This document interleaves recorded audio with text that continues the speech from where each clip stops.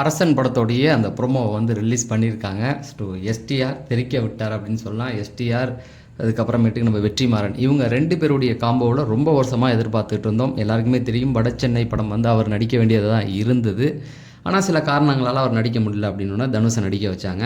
So இதில் புதுசாக என்ன ஹைலைட் அப்படின்னா நம்முடைய வெற்றிமாறனுக்கு வடசென்னை படத்தில் வந்து நிறைய பிரச்சனைகள் வந்தது. அதை வந்து அவர் இந்த படத்தில் மாட்டிக்கக்கூடாது அப்படிங்கிறதுக்காக சிம்பு வாயாலேயே அந்த டைட்டில் கார்டு போடும்போது இந்த கதைக்கு எனக்கு சம்மந்தம் கிடையாது, இது கற்பனையாக வந்தது தான், உண்மையாக நடந்ததுன்னா எனக்கு இதுக்கு சம்மந்தம் இல்லைன்னு சொல்ல வச்சது.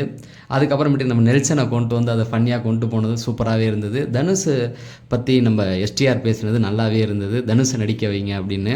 அதுக்கப்புறமேட்டுக்கு அந்த கதை அவர் சொல்கிறதெல்லாம் கோர்ட்டில் போய் சொல்கிறதெல்லாம் போய் அப்புறம் உண்மையாக நடந்தது, அங்கே என்ன நடந்தது அப்படிங்கிறத ரொம்ப சூப்பராகவே சொல்லியிருக்காங்க. படத்தில் வைலன்ஸ் ரொம்ப அதிகமாக இருக்க போது அது வந்து நல்லாவே தெரிஞ்சிருக்கு. எனக்கு தெரிஞ்சு இது வேறு லெவல் சம்பவம் தான்.